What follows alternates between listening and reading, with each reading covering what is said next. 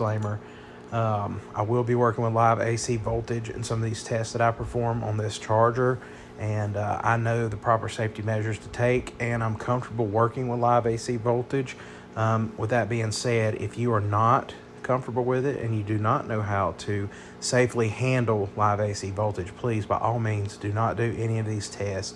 All right, take it to your local shop, get them to check it out for you. Last thing we want is anybody getting hurt doing these tests when they don't know what they're doing, or they don't know how to properly or safely handle AC voltage. Anyways, let's get the video started. What's up, guys? Welcome back to the shop. Today in the shop, we've got this old PowerWise Total Charge 2. Anyways, it cuts on but doesn't put out any voltage, so we're going to dig into it and see what's going on. Without further ado, let's get started.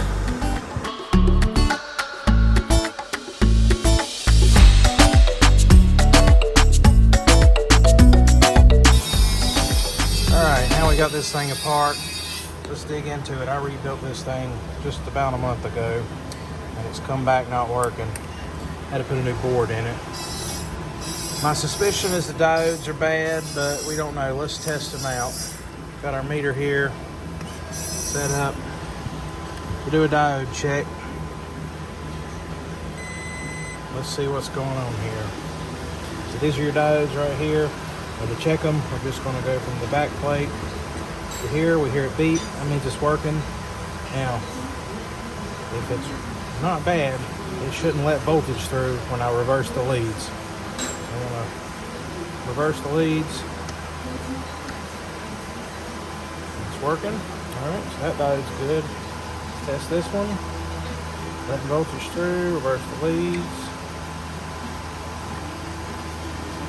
Yeah, so the diodes are good.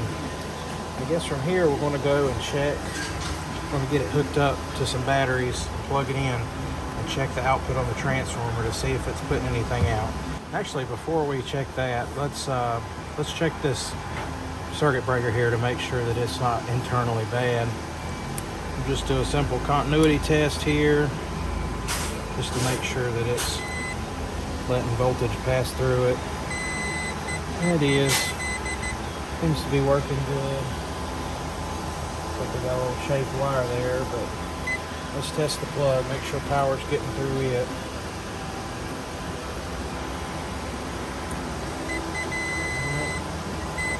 You can see what I'm doing here, but we're testing the positive. This is your positive coming out of the controller off of the diodes. Your negative comes off straight from the transformer off the amp meter. So we're getting current through that, we're getting continuity, and we're getting continuity through the negative too. So the cord's good, the circuit breaker's good, the diodes are good. Let's plug it up now and see if the transformer is putting out current power. All right, I'm gonna bring you over here and show you what I've done.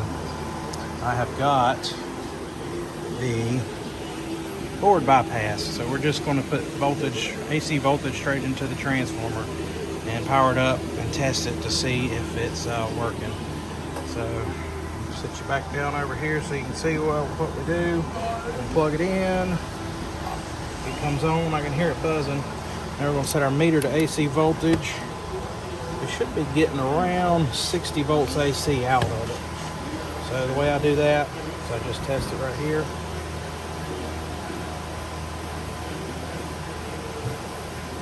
We're getting a little more. We're getting about 80, 85, which is good. Not bad. It means it's putting out voltage. I don't know if you can see that or not, if the camera's blurry or not, but we're just measuring the two output leads off of the transformer for AC voltage. We got about 85. Now let's test it after it's been rectified. So we'll put the DC voltage. We're going to test from here to the backing plate. And it's only putting out about 20 volts DC. But it doesn't have a load on it. So let's put a load on it and see what it puts out. My tripod died, my batteries. So my gimbal won't hold the camera still, so I'm gonna have to record it by hand.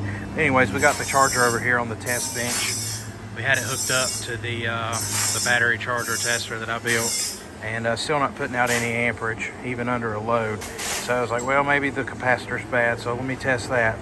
So to do a capacitor test, you set your meter to the capacitor test, and you make sure your capacitor has been discharged. I discharged it off camera. It's going to be hard to do with one hand. But anyways, you test the 2 leads, and 20 microfarads, 19.8, and that's what this capacitor is rated at. I don't know if you can see it or not. It's be hard to see, but anyways, it's rated at 20, so that's good. But just to be safe, I went and put a new capacitor on it, and still nothing. So the transformer has gone out in this battery charger, which is bad because you can't rebuild it and you can't get new ones. So anyways, this one's scrapped. Unfortunately, it lasted a little while and died, but we'll take the new board out and use it on a different charger.